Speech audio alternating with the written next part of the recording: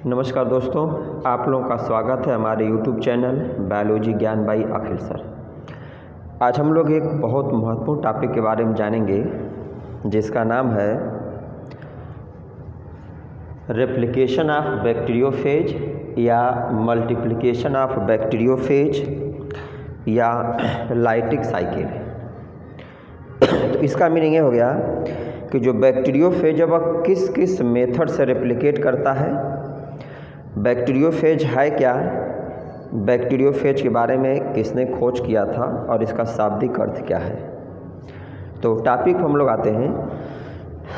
देखिए, replication of bacteriophage या multiplication of bacteriophage मतलब बैक्टीरियोफेज किस प्रकार से मल्टीप्लाई करता है या किस मेथड से रेप्लिकेट करता है।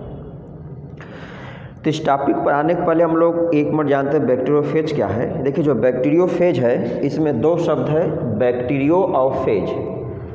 तो बैक्टीरियो का मीनिंग क्या होता है, यह ग्रीक भाषा का शब्द है। बैक्टीरियो का मतलब बैक्टीरिया और फेज का मीनिंग क्या होता है, ईटर, उसको खाने वाला। तो इस प्रकार से बैक्टीरियोफेज शब्द का इसका लिटरल मीनिंग ये हो गया कि ऐसा वायरस जो बैक्टीरिया को खाता है या ऐसा वायरस जो बैक्टीरिया के अंदर अपनी लाइफ साइकिल को कंप्लीट करता है। ठीक, अब इसके बारे में खोज किसने किया था सबसे पहले, तो बैक्टीरियोफेज की खोज सबसे पहले F.W. टॉर्ट एक वैज्ञानिक थे, उन्होंने 1915 में किया था।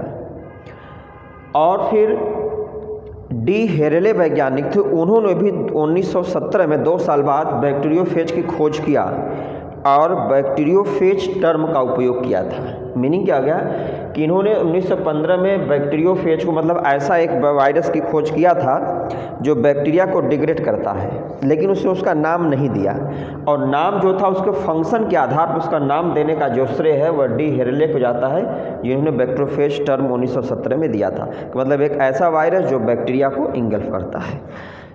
अब देखिए, तो बैक्टीरियोफेज जो होता है 2 मेथड से रेप्लिकेट करता है, लाइटिक साइकिल और लाइसोजेनिक साइकिल।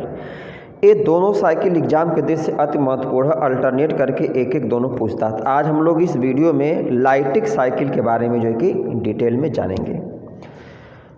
देखिए, किसमें क्या बताया गया कि bacteriophage multiply by 2 alternate method, मतलब बैक्टीरियोफेज 2 अल्टरनेट मेथड से मल्टीप्लाई करता है। एक का नाम है लाइटिक साइकिल और दूसरे का नाम क्या है, लाइसोजेनिक साइकिल। देखिए, लाइटिक साइकिल जो होती है वह होस्ट के लिए नुकसानदायक होती है या होस्ट के डेथ का कारण बनती है, और लाइसोजेनिक साइकिल में क्या होता है, जो होस्ट होता है उसका डेथ जो है कि नहीं होता है। अब परिभाषा अगर बताना हो तो the cycle in which death of host cell occur, मतलब लाइटिक साइकिल क्या है, वह साइकिल है जिसमें होस्ट की लास्ट में क्या होती है, डेथ हो जाती है। क्यों? क्योंकि इसमें जब वायरस मतलब जो कि मल्टीप्लाई करने के बाद जब बाहर निकलता है तो होस्ट के सेल वॉल को डिग्रेड करके ही बाहर आता है। या दूसरी परिभाषा है the cycle end with death oblique lysis of host cell, मतलब वह साइकिल जिसका अंत क्या हो, होस्ट के डेथ या उसके सेल वॉल के लिसिस से ख़त्म हो। इस साइकिल की खोज कैंपेबल एक वैज्ञानिक थे, कैंपेबल नामक वैज्ञानिक ने लाइटिक साइकिल की खोज किया था। एग्जाम्पल अगर हम लोग बात करें तो टी इवन फेज जो वायरस है यह ई कोलाई में अपना इसी मेथड के द्वारा क्या होता है, साइकिल को पूरा करता है। तो इसका एग्जाम्पल है T even phase in E coli. अब देखिए, जो मेन इसमें 5 स्टेप हैं लाइटिक साइकिल में, 5 स्टेप सबसे मेन है। पहला क्या है, adsorption of phase on the host bacterium. अभी हम लोग डायग्राम में एक स्टेप को समझेंगे। सबसे पहले स्टेप में क्या होता है कि जो बैक्टीरियोफेज है वह होस्ट सेल के ऊपर आकर के लैंड करता, बैठता है। बैक्टीरियोफेज जो है फर्स्ट स्टेप में जो उसका होस्ट बैक्टीरिया है उसके ऊपर आकर के लैंड करता है। दूसरे स्टेप में क्या है, transfer of nucleic acid into the host cell. दूसरे स्टेप में वह बैक्टीरिया के सेल वॉल में होल करके वायरस अपने डीएनए को बैक्टीरिया के अंदर इंटर करा देता है। तीसरे स्टेप में क्या था, synthesis of new phase component. तीसरे स्टेप में नए वायरस की या उसके कंपोनेंट का फॉर्मेशन शुरू हो जाता है। चौथे स्टेप में है assembly of new phase particle. मतलब चौथे स्टेप में नए वायरस जो होते हैं, न्यू प्रोजेनी क्या होती है, बैक्टीरिया के अंदर दिखने लगती है। और पाँचवें स्टेप में लिसिस ऑफ होस्ट सेल, और बैक्टीरिया की सेल वॉल ब्रेक हो जाती है और लार्ज नंबर में जो वायरस प्रोजेनी बनते हैं वो बाहर आ जाते हैं। अब देखिए डायग्राम बहुत इंटरेस्टिंग है। देखिए सबसे पहला स्टेप ये है, इसमें क्या है, ये हमारा क्या है, बैक्टीरिया का सेल है। ये बैक्टीरिया या होस्ट का डीएनए है।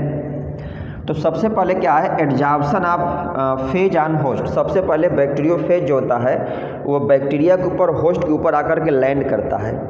तो जहाँ पे जिस साइट पर ये लैंड करता है रिकॉग्नाइज करके, उसी को हम बोलते हैं रिसेप्टर साइट। मतलब बैक्टीरिया का वह सेल वॉल का वह स्थान जहाँ पर वायरस आके लैंड करता है उसको हम क्या बोलते हैं, रिसेप्टर साइट बोलते हैं। और जब बैक्टीरियोफेज इसके ऊपर आके लैंड कर जाता है तो ये अपने टेल फाइबर के जो की सहायता से क्या करता है, बैक्टीरिया सेल वॉल में मतलब हाइड्रोलेज या हाइड्रोलाइटिक एंजाइम का या लाइसोजाइम एंजाइम का सिक्रीशन करके ये बैक्टीरिया के सेल वॉल में होल्ड कर देता है। इसके बाद क्या हुआ, दूसरे स्टेप में transfer phase DNA into the host. अब जब इसके सेल वॉल में होल्ड कर देगा तो दूसरे स्टेप में क्या होता है कि जो वायरस है वो अपने डीएनए को बैक्टीरियल सेल के अंदर जो कि एंट्री करा देता है। अब जब इसके अंदर अपने डीएनए को एंट्री करा देगा तो अब इसको हम कई बार वाइवा में पूछा गया, इसको हम क्या बोलते हैं, घोस्ट बोलेंगे। मीनिंग जब वायरस का केवल प्रोटीन कोट रह जाए, वायरस का न्यूक्लिक एसिड जो है कि जब बैक्टीरिया के अंदर आ जाता है तो जो खाली प्रोटीन कोट मतलब बच जाता है उसी को हम लोग क्या बोलते हैं, घोस्ट बोलते हैं। अब इसके बाद जो तीसरा है कि फेज डिग्रेड होस्ट डीएनए। अब जो फेज का डीएनए होगा, फेज का जो डीएनए होता है वह होस्ट के डीएनए को क्या करता है, डिग्रेड कर देता है। मीनिंग क्या हुआ, जो फेज का डीएनए है वह न्यूक्लियस एंजाइम को सिक्रीट करके बैक्टीरिया के डीएनए को डिग्रेड कर देगा। इसलिए डिग्रेड करेगा कि जैसे बैक्टीरिया का डीएनए डिग्रेड हो जाएगा तो इस सेल पर पूर्ण रूप से वायरस का कमांड हो जाएगा। अब अगले स्टेप में है assembly of phage component into the host. अब अगले स्टेप में वायरस जो होता है अपने डीएनए की सहायता से और बैक्टीरियल सेल का उपयोग करके बैक्टीरिया सेल के अंदर अपने कंपोनेंट का फॉर्मेशन धीरे धीरे करता है। तो इसमें नए फेज कंपोनेंट दिखते हैं। जैसे देखिए इसमें इसका हेड है, अलग अलग पोर्शन बैक्टीरियोफेज का है। फिर नेक्स्ट स्टेप में क्या होता है, असेंबली ऑफ न्यू फेज। फिर जैसे जैसे मतलब मैच्योरेशन होता है, टाइम बढ़ती है, तो फिर एक कंपोनेंट आपस में जुड़ने लगते हैं और नए वायरस प्रोजेनी का फॉर्मेशन करते हैं। तो पाँचवें स्टेप में क्या है कि नए फेज यहाँ पर बन के कंप्लीट हो जाते हैं। अभी जो नए फेज बन जाते हैं तो इसमें क्या है कि एक बहुत इंपॉर्टेंट पॉइंट ये है कि टोटल टाइम लाइटिक साइकिल में कितना लगता है। तो लाइटिक साइकिल में टोटल टाइम जो लगता है वह 30 से लेकर 90 मिनट का समय लगता है। और एक मिनट में औसत जो रेशियो है पर मिनट 7 से 8 नए फेज बनते हैं। और इस हिसाब से अगर देखें तो 200 से 300 फेज, मतलब एक पूरी साइकिल कंप्लीट होने में 200 से 300 नए वायरस के प्रोजेनी का फॉर्मेशन बैक्टीरिया सेल के अंदर हो जाता है। तो जब ये 200 से 300 नए फेज बन जाते हैं तो इनको बैक्टीरियल सेल से बाहर निकलने के लिए कोई स्पेसिफिक साइट नहीं होती है। तो इस केस में क्या होता है कि जो न्यू फेज प्रोजेनी है उनके डीएनए के द्वारा जो है कि वो अपने डीएनए से लाइसोजाइम एंजाइम का सिक्रीशन करते हैं और एंजाइम क्या करती है, बैक्टीरिया के सेल वॉल को ब्रेक कर देती है और जो है कि नए फेज प्रोजेनी जो होती है बाहर आ जाते हैं। अब ये जो 200 से 300 नए फेज बनते हैं बाहर आएंगे, अब ये फिर 200 से 300 नए बैक्टीरिया पे अटैक करते हैं। तो इस हिसाब से अगर हम लोग देखें, जैसे है ना कि एक वायरस एक बैक्टीरिया पर अटैक करता है, अपनी साइकिल 30 से 90 मिनट में पूरा करके 200 से 300 नए अपने प्रोजेनी का फॉर्मेशन करता है। फिर 200 से 300 प्रोजेनी जो होंगे फिर अगले 200 से 300 बैक्टीरिया पे अटैक करेंगे और फिर प्रत्येक बैक्टीरिया से 200 से 300 वायरस का फॉर्मेशन होता है। तो इस प्रकार से क्या हो गया कि वायरस जो है बहुत आसानी से बैक्टीरियल पॉपुलेशन को क्या करते हैं, कंट्रोल कर लेते हैं। इसीलिए आप लोग एक बहुत कॉमन प्रश्न देखा होगा कि गंगा जी का पानी जो है वह कभी सड़ता नहीं। ऐसा आप लोगों ने सुना भी होगा और प्रैक्टिकली आप देख सकते हैं। किसी बॉटल में भर के लाकर गंगा जी का पानी अगर आप घर पर रख दें तो महीने 2 महीने 4 महीने बीत जाए तो उसमें किसी प्रकार से कीड़े नहीं पड़ते हैं। और अगर आप लोग नल का पानी सिंपली अगर ऐसे भर के रख दें तो 1 हफ्ते 10 दिन में उसमें कीड़े पड़ते। तो उसका कारण इस पर कई सारे जो कि एक्सपेरिमेंट भी हुए हैं। तो इसका कारण यही है कि जो गंगा जी का वाटर उसमें बैक्टीरियोफेज नामक वायरस पाया जाता है। और ये वायरस क्या करता है कि जो उसमें डिजीज काजिंग है, जो पैथोजेनिक बैक्टीरिया हैं, उनको धीरे धीरे क्या करता है, डिग्रेड करके ख़त्म कर देता है। इसलिए जो है कि जो गंगा जी का पानी है वह हमेशा जो है कि प्योर होता है, उसमें किसी प्रकार का बैक्टीरियल इन्फेक्शन नहीं होता।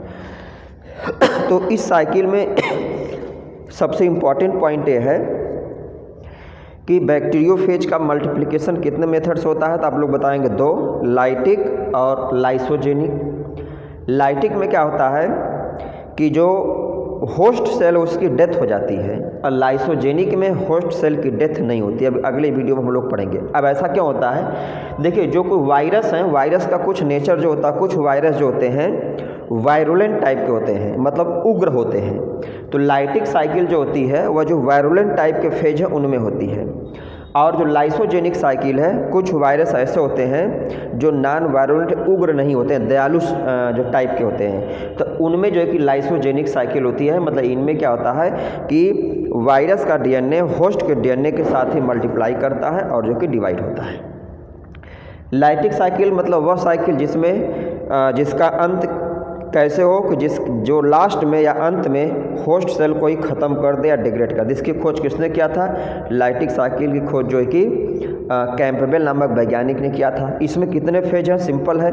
सबसे पहले क्या आता है, फर्स्ट स्टेप में वायरस जो होता है बैक्टीरिया सेल के ऊपर आकर के लैंड करता है टेल फाइबर के सहायता से। फिर टेल फाइबर के सहायता से ही बैक्टीरियोफेज जो है वह हाइड्रोलाइटिक एंजाइम का सिक्रीशन करके बैक्टीरिया के सेल वॉल में होल कर देता है। फिर उसी होल के माध्यम से वायरस जो होता है अपने डीएनए को बैक्टीरिया के अंदर इंटर करा देता है। अब वायरस का जो डीएनए होता है न्यूक्लियस एंजाइम को सिक्रीट करके बैक्टीरिया के डीएनए को डिग्रेड कर देगा ताकि बैक्टीरिया सेल पर पूर्ण रूप से वायरस का कंट्रोल हो जाए। अब अगले स्टेप में क्या होता है कि वायरस अपने जो बैक्टीरिया जो फेज का डीएनए है वो बैक्टीरिया सेल के अंदर अपने कंपोनेंट का फार्मेशन धीरे धीरे शुरू करता है। फिर कुछ समय बाद इसमें नए फेज दिखाई देने लगते हैं और फिर ये पूरी साइकिल कंप्लीट होने में 30 से 90 मिनट का समय लगता है। और इस 30 से 90 मिनट के समय में लगभग 200 से 300 नए फेज या नए वायरस प्रोजेनी बन जाती है।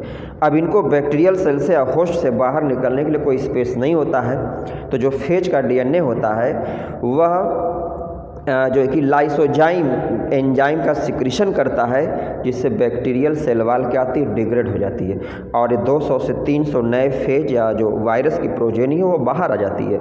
और फिर ये जो है कि 200 से 300 नए बैक्टीरिया या होस्ट पे अटैक करते हैं। ऐसे इनकी साइकिल चलती रहती है, जिससे बहुत कम समय में तेज़ी से बैक्टीरिया के पॉपुलेशन को रेगुलेट कर लेते हैं।